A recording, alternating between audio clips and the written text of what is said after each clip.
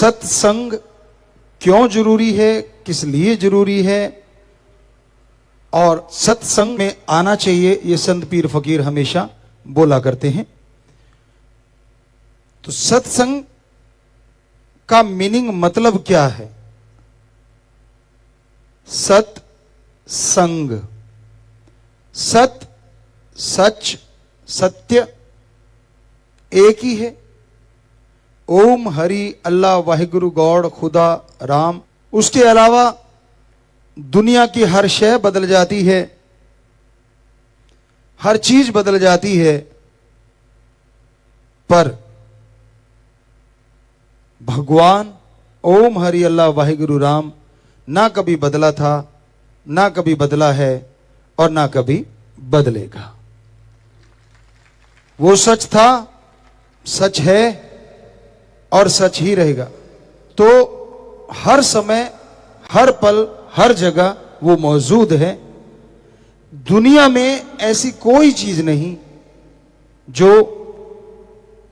एक ही होती हुए भी हर समय, हर जगह, हर पल मौजूद रहती हो। पर ओम हरि अल्लाह राम एक होते हुए भी हमारी इस दुनिया में ही नहीं, एक त्रिलोकी में नहीं, सैकड़ों त्रिलोकियां जो धर्मों में लिखी है, निज धाम सचखंड सतलोका नामी सतनामी, सब जगह वो रहता है, कोई जगह उससे खाली नहीं है। और कमाल उसका ये है, वो जिस भी चीज को देखता है उसी का रूप धारण कर लेता है। कण कण में, जर्रे जर्रे में मौजूद है। पेड़ पौधे ले लीजिए, जीव जंतु ले लीजिए, पशु पक्षी परिंदे ले लीजिए, हर जगह वो है। तो सत्संग में जब इंसान आता है, सुनता है, तो उसकी समझ में आता है कि हां, एक ऐसी सुप्रीम पावर है, एक ऐसी शक्ति है जो हर समय हर जगह मौजूद है। तो सत्संग क्यों जरूरी है? आदमी कहते हैं मैं क्यों करूं सत्संग, किस लिए करूं सत्संग? क्या आप जानते हैं कि आप कितनी शक्तियों के धनी हैं? शायद आप सोचते हो कि मैं तो सब जानता हूं, मेरे में इतनी अकल है, मैं इतना पढ़ा लिखा हूं, मेरे में इतनी समझ है, मेरी बॉडी स्ट्रेंथ ये है, मेरी माइंड स्ट्रेंथ ये है, इत्यादि इत्यादि इत्यादि। तो आप सोचें कि मेरे को तो सारा पता है। जी नहीं, ये तो 100% में 1-2% ही आपको पता है। यहां तक साइंटिस्टों की बात करें, वो भी कह रहे हैं हम तो इंसानी शरीर को 10 से 15% ही पढ़ पाए हैं। तो हमारे धर्मों में यह बताया गया है कि अगर आप अपनी स्ट्रेंथ, सोचने की शक्ति, शारीरिक शक्ति यानी आत्मिक, मानसिक, शारीरिक शांति चाहते हैं, शक्तियों को बढ़ाना चाहते हैं, तो आप इसके योग्य हैं, मनुष्य कि जो अपनी शक्तियों को बढ़ा सकता है। पर कैसे? क्योंकि वो शक्तियां आपके अंदर हैं और बढ़ाने के लिए एक स्कूल, कॉलेज अगर कोई है तो वो सत्संग है। यहां बताया जाता है वो मेथड, वो युक्ति, वो तरीका जिसको अपना के आप अपनी इन शक्तियों को अपने अंदर से हासिल कर सकते हैं। अच्छा खाना बनाना हो तो अच्छा शेफ, रसोइया, महाराज भी कहते हैं राजस्थान साइड में, तो उससे आप टिप्स लेंगे तो और अच्छी रसोई बना लेंगे। आप जितनों के संपर्क में आएंगे उतना ही आप नई नई चीजें सीखते जाएंगे। हर क्षेत्र में ये अनुभव जरूरी है। बहुत सारी चीजें होती हैं जो आप पढ़ लिख के अपने दिमाग के ज्ञान से सीखते हैं, पर एक चीज उम्र होती है जो आपको बहुत कुछ सिखाती है, तजुर्बा होता है जो आपको बहुत कुछ सिखाता है। तो उसी तरह सत्संग में जितनी बार आओगे, जितनी बार सुनोगे, हर बार आप कुछ नया लेके जाओगे। हर बार आप अपने लिए, अपने परिवार के लिए, समाज के लिए, देश के लिए, वर्ल्ड के लिए, आपकी सोच की लिमिट यहां तक है, कुछ ना कुछ अच्छा ही करने के लिए प्रेरित होके जाओगे।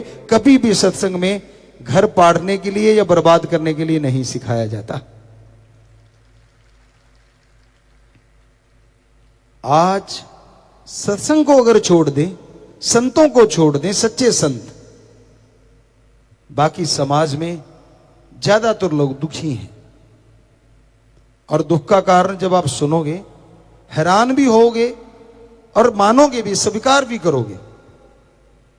अपने दुख से दुखी बहुत कम लोग हैं, दूसरा सुखी ज्यादा क्यों है, इससे दुखी बहुत मिल जाएंगे। यार मेरे पास स्कूटर, ये कार ले गया, धुआं मुंह पे मार गया, मरता क्यों नहीं है? ये नहीं कहता कि मुझे भी कार मिल जाए, वो बर्बाद क्यों नहीं होता? भाई क्या मिलेगा तुझे ऐसा करने से? अपने लिए अच्छा मांग। तो हमने इसमें भजनों की भी रचना करी है। नए जो भजन आपको बोलते हैं कि बहुत सारे 800 के करीब हमने भजन बनाए, गुरुजी की कृपा से, बेपरवाह जी ने रहमो करम किया, उन्होंने बनवाए, उन्होंने बनाए। तो उनमें ऐसा भी भजन है कि आज आदमी दुखी ज्यादा इसलिए क्योंकि दूसरा सुखी क्यों है। लेकिन सत्संग में ऐसा नहीं है। गांव की बात करें तो एक सांझी सी जगह होती है, अलग अलग एरिया में उसका अलग अलग नाम है। पंजाबी से सथ कह देते हैं, कोई पंचायत घर कह देते हैं, कोई कुछ कहते हैं, अलग अलग नाम है। वहां बुजुर्ग बैठे रहते हैं, ताश के पत्ते खेलते हैं, खुंड चर्चा भी बोलते हैं उसको। तो वहां अगर कोई गिरता पड़ता नौजवान आता है नशे में धुत शाम के टाइम, तो एक आधा सवाल उठता है, यार देखना उधर, हमारी कानों सुनी बात आंखों देखी। दूसरा क्या कहता है, कहते यार देखने वाली क्या बात है, ये इसकी उम्र है खाने पीने की, अब नहीं करेगा तो कब करेगा। पर असली भावना क्या होती है अंदर से? गाली दे के बोलते हैं कि अच्छा ये बर्बाद होगा। अंदर भावना ये होती है। और अगर कोई राम नाम की चर्चा सुनने जाता है, आप लोगों ने भी फील किया होगा या फेस किया होगा, हाथ में बैग है, वो बैठे लोग क्या कहते हैं, तीसरे दिन उठा के चल पड़ता है बैग सा, क्या ले लेगा, घर में बच्चे भूखे मरेंगे। होता है कि नहीं होता? तो अब ये बताइए, आप लोग जब सत्संग में आते हैं, राम नाम के भक्त राम नाम गाने के लिए, सुनने के लिए आते हैं, क्या आप बाद में जाके उन लोगों से कुछ मांगते हैं? नहीं ना। तो उनको तकलीफ क्यों हो रही है कि ये तीसरे के दिन क्यों चल पड़ते हैं, इतने इतने लोग क्यों इकट्ठे हो जाते हैं? उनको तकलीफ इसलिए होती है कि ये तो यार आबाद होते जा रहे हैं, दिनों दिन तरक्की करते जा रहे हैं, इनके घरों में तो बरकतों के ढेर लग रहे हैं। तो आपको वहीं पे आ गई बात, दूसरों को सुखी देख के ज्यादा लोग दुखी रहते हैं और फिर कोशिश करते हैं कोई चिंगारी लगाने की, भाई को भाई से लड़ा दें, बेटे को बाप से लड़ा दें। बड़े मास्टर बैठे हैं जी, उस्ताद बैठे हैं, पता ही नहीं चलने देते, ऐसी ऐसी बातें सुनाते हैं। तो इस पे एक आपको बात सुनाया करते थे, वो बात ख्याल में आ गई। एक संत किसी गांव में आए और उसकी एक सज्जन सेवा करने लग गए। वो सज्जन जो सेवा करते थे, संतों ने उसे पूरा पढ़ लिया। अब सेवा ही इतनी करी उन्होंने, साथ संगत आती, उनकी चाय बना के देना, लोग तब थोड़े आते थे, 5-10 आ गए, उनको खाना बना के देना, संतों के लिए भी खाना दे दिया। अब सेवा करता रहा वो, सेवा भावना जबरदस्त। टाइम हुआ तो संत कहने लगे, भाई हम तो जा रहे हैं अब और नगर के लिए, पर आपने बहुत सेवा की, बोलो आपको क्या वरदान दी। मां के बेटे ने एक बार भी ना नहीं करी। आमतौर पे ये अपने सभ्यता है कि एक बार अगर कोई चाय भी कहे ना कि यार चाय पी ले, तो आगे से कह देते नहीं। और कई जगह हमने देखा है, सामने वाले कह रहे चाय ले आई, नहीं, अच्छा ठीक है, दूसरी बार पूछते ही नहीं।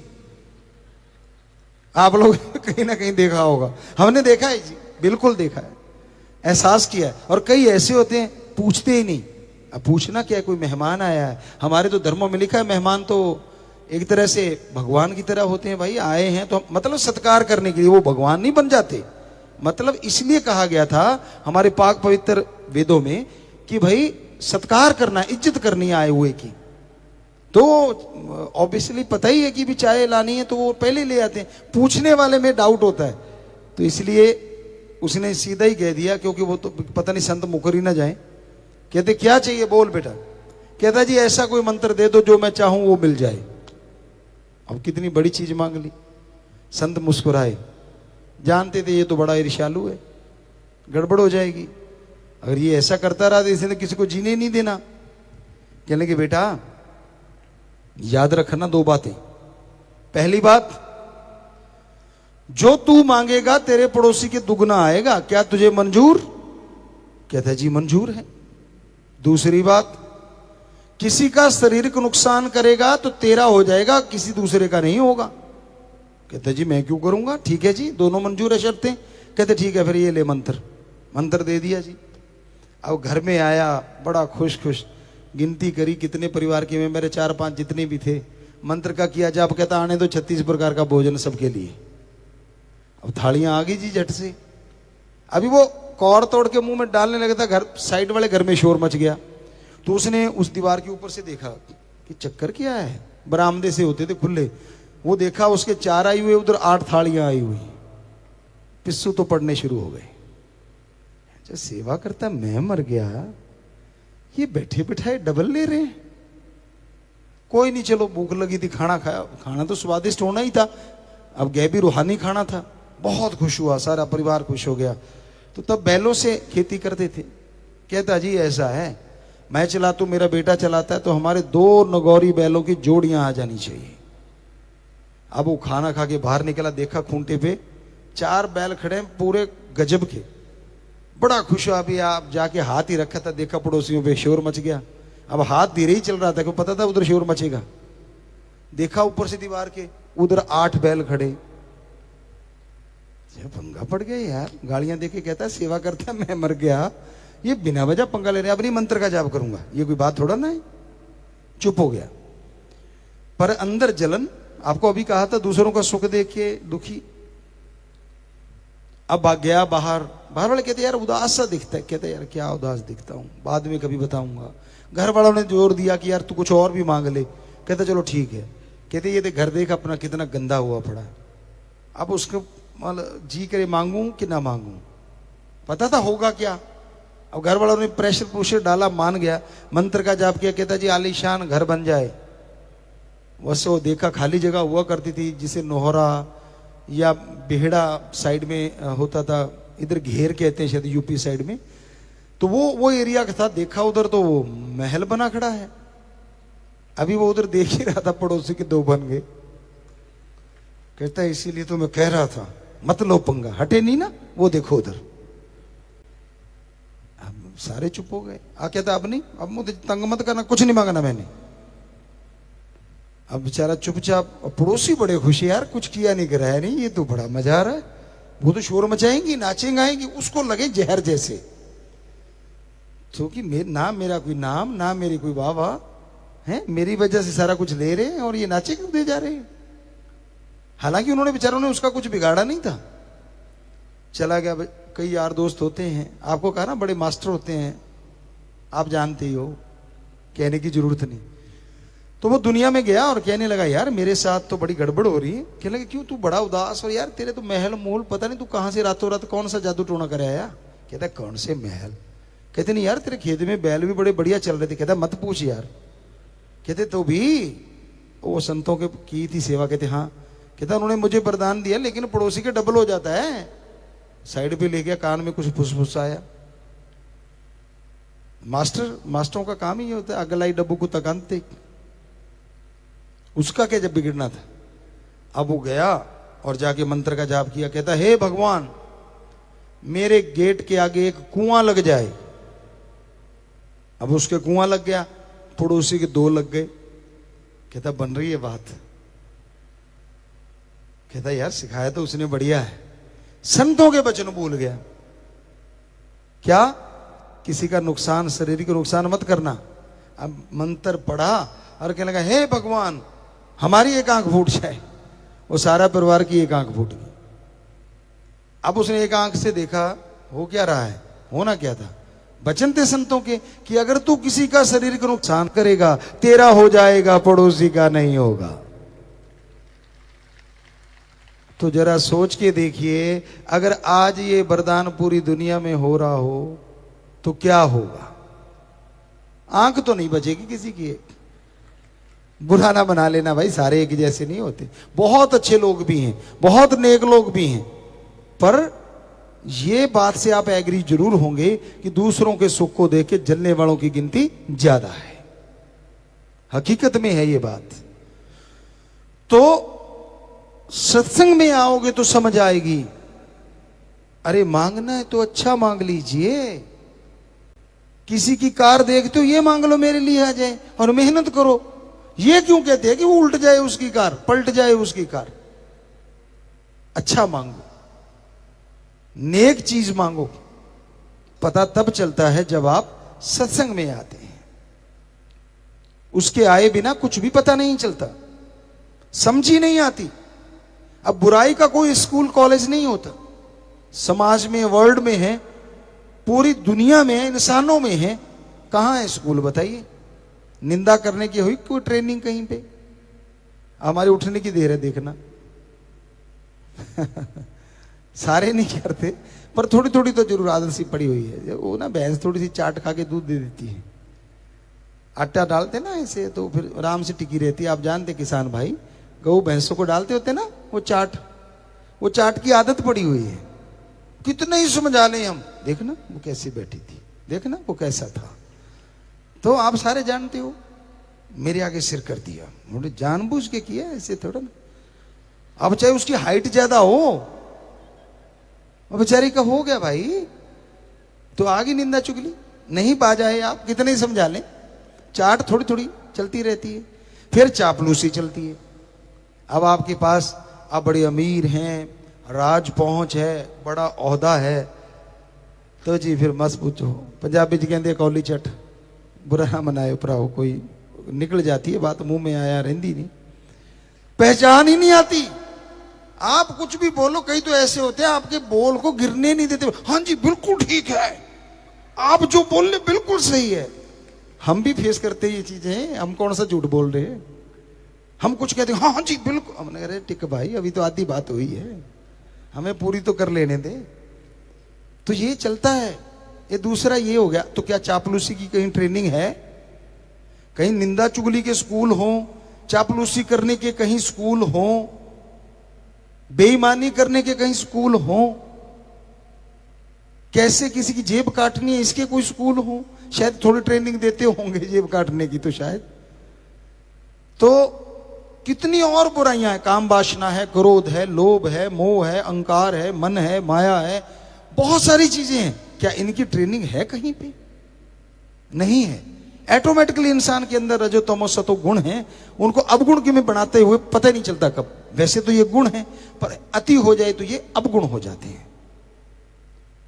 तो कहने का मतलब, आज समाज में बुराइयां ज्यादा फैल रही हैं। आपके दिल की बात कह दो तो कहने वाला सही है, दिल की बात नहीं कही तो कहने वाला जहर जैसा लगता है, कड़वा लगता है। पर संत क्या करें, उनका तो काम ही सच बोलना होता है। चाहे कोई कुछ भी कहे, कुछ भी तसीहे दे दे, सच बोलने से संत ना बाज आए थे, ना आए हैं और ना कभी आएंगे। संत ही झूठ बोलेगा तो यकीन किस पे करेगा आम आदमी। हमारे पास कई सज्जन आते थे और कहने लगे गुरुजी आपके पास आते हैं ना तो एक दिक्कत आ जाती। हमने कहा क्या? कहते हम सोच सोच के बोलना पड़ता है कि गुरुजी के सामने तो कम से कम सच बोलो। सारा दिन तो सबको बेटे बेटे देते रहते हैं, बेटी तो देते ही नहीं। सो बुरा ना मनाना भाई, समझने वाले समझ गए होंगे, हम तो वैसे इशारा सा किया है। सो आज समाज में ज्यादातर लोग झूठ के पुजारी हो गए हैं। यहां जरूरत पड़ती है वहीं सरका देते हैं। सच तो कभी कभार ही जुबान पे आता है, क्योंकि अपना बिजनेस चलाना है, व्यापार चलाना है। कहते गुरुजी आपको बड़ा पता है, उसके लिए 100 झूठ बोलने पड़ते हैं। लागत मूल्य पे दे रहा हूं तो फिर दुकान कैसे खोल ली इतनी बड़ी? अगर लागत मूल्य पे दे रहा है तो ना जी मैं तो कुछ भी नहीं लेता। जी हम कौन सा दे रहे हैं, गिफ्ट, अच्छा आने दे, मेज के नीचे से हाथ। तो मतलब बुरा, अब कड़वी बात तो कड़वी होती है भाई, क्या किया जाए। ज्यादातर ये चलता है समाज में और चल रहा है पूरे वर्ल्ड में। तो इसकी ट्रेनिंग कहां से ले ली?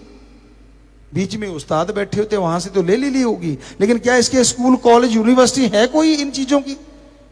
नहीं है ना। पर जब राम नाम लेना होता है तब इस सत्संग रूपी स्कूल कॉलेज में आए बिना समझ ही नहीं आती सच क्या है और झूठ क्या है। इसलिए बेपरवाह जी ने यही भजनों में समझाया है कि सत्संग में आओ, सत्संग सुनो, विचार करो और अमल करो। आप सुन ली आपने बातें, खुश हो लिए, कड़वी भी लगी होंगी भाई, करारी सी भी लगी होंगी और कईयों को बकबकी लगी होंगी, लेकिन कईयों को सही लगी होंगी। कई ओपन माइंड होते हैं, कई नैरो माइंडेड होते हैं। ओपन माइंड वाले को लगता है हाँ यार इसमें कुछ गलत तो कहा नहीं और हमें इसमें कोई लाभ भी नहीं है। यकीन मानिए हमने कोई दुकान नहीं खोली हुई भाई, ये सुनाने के बाद पल्ली बिछाएंगे या आपसे कोई पैसा लेंगे या कोई चंदा काटेंगे, ऐसा कुछ नहीं है। हम तो आपके सेवादार, चौकीदार, नौकर हैं और राम जी से अपनी तनख्वाह ले रहे हैं, और वो भी उनके इश्क की, उनके प्यार की, उनके मोहब्बत की। बस आप उनकी औलाद हैं इसलिए हमारी औलाद हैं। आप बिगड़ते हैं तो हमें दर्द होता है, आपकी तकलीफ आती है तो हमें दुख लगता है, इसलिए हम उस मालिक से दुआ करते रहते हैं हमेशा कि मालिक सबका भला कर, सबका अच्छा कर, किसी का बुरा ना करना, कोई भी क्यों ना हो, चाहे हमें गालियां ही देता रहे, कुछ भी बोलता रहे, हमारी जुबान से कभी भी ये वचन नहीं निकलेगा या तेरा बेड़ा गर्क हो या तेरा ऐसा कुछ हो ही नहीं सकता। हम तो यही कहेंगे कि मालिक तेरा भला करे। बेपरा जी ने भजन में भी लिखा है कि राम का नाम जप ले। कल परसों हमने शायद एक भजन बोला भी था, अल्लाह है तेरा भला करे, राम तेरा भला करे, प्रभु तेरा भला करे, गॉड तेरा भला करे, वाहिगुरु तेरा भला करे। भाषा अलग है, बात एक ही है कि एक ही है भला करने वाला। ओम, एक ओंकार, ला इलाहा इल्लल्लाह, अल्लाह ताला एक है जो द सुप्रीम पावर गॉड। सो एक ओंकार, तो कहने का मतलब वो एक शक्ति, एक ताकत है, उसका नाम लीजिए, वो आपका भला करेगी, वो आपको स्ट्रेंथ देगी, विल पावर देगी, शक्ति देगी, जिसके द्वारा आप बुलंदियों को छू सकेंगे हर अच्छे नेक काम में, हर भले काम में। पर वो आपकी सोच फैमिली तक सीमित है तो उनमें आपको तरक्की, थोड़ा सा बढ़ गए समाज तक आ गए, वहां की तरक्की के लिए कुछ ना कुछ आइडियाज आते रहेंगे, और बड़े हो गए तो देश की तरक्की के लिए वो भी आइडियाज आएंगे, और भला सोचने लगे तो कहते हैं ना एक ही कुटुंब है पूरा वर्ल्ड, हमारा धर्म कहता है, तो फिर पूरे वर्ल्ड के भले के लिए भी सोच आएगी। और ये सोच जब आ गई तो समझ लीजिए इंसानियत की चरम सीमा पे आप पहुंचे हुए हैं। बहुत ही अच्छी आपके अंदर गुणों का आवास बन गया है, निवास बन गया है, यानी गुण आपके अंदर आ चुके हैं। तो भाई सोच की बात यहां तक आप लिमिट रखते हैं, आपकी सोच है राम का नाम, ओम हरि अल्लाह वाहिगुरु गॉड, खुदा का नाम आपको उस सोच के लिए जरूर तरक्की देगा, भला करेगा आपका, आपको ताकत देगा।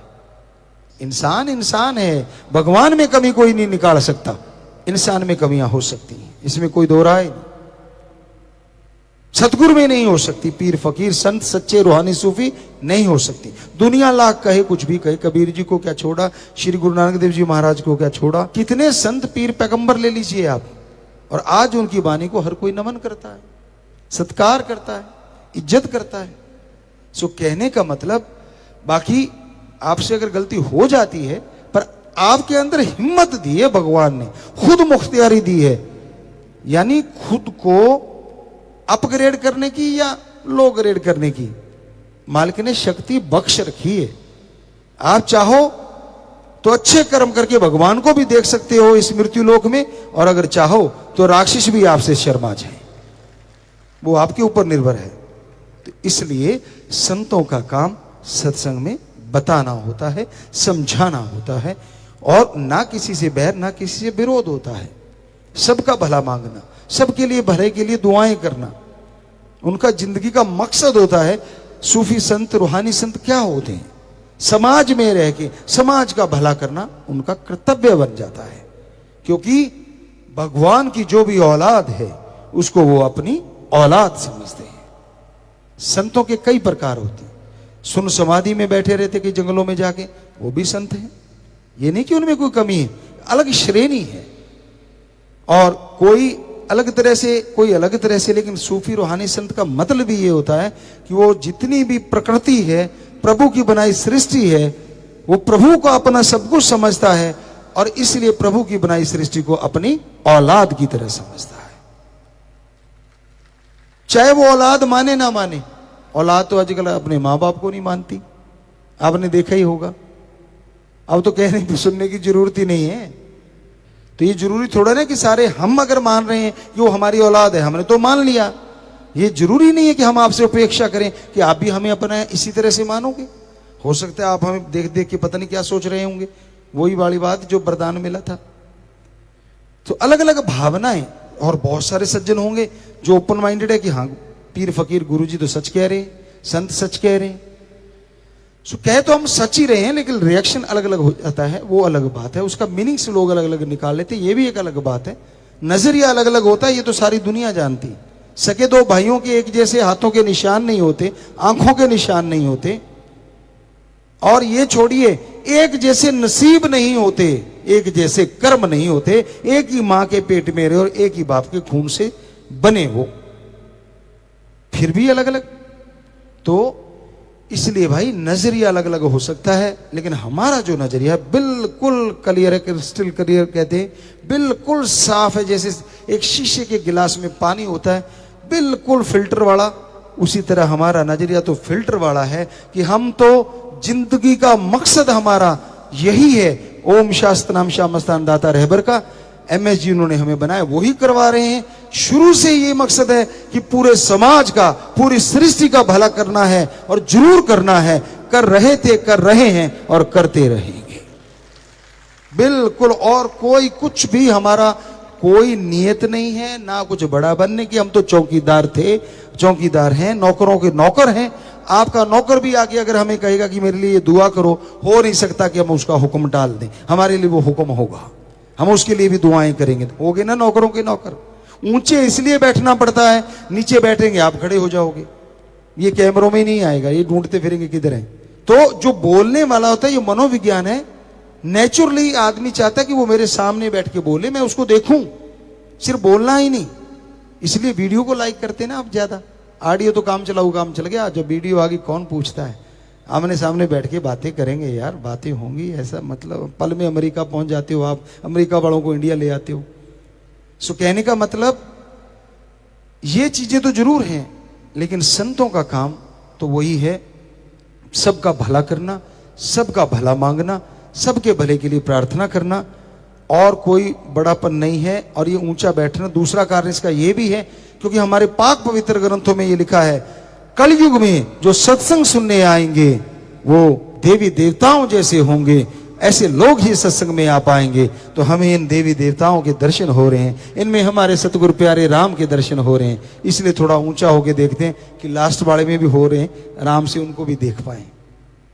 तो भाई इसलिए ये वजह है, और कोई मान बढ़ाई का चक्कर ना हमारे दिलो दिमाग में था, ना है, ना कभी होगा। सवाल ही पैदा नहीं होता। संत पीर फकीर का काम समाज की सेवा करना था, है, और हमेशा हमारा तो रहेगा जी।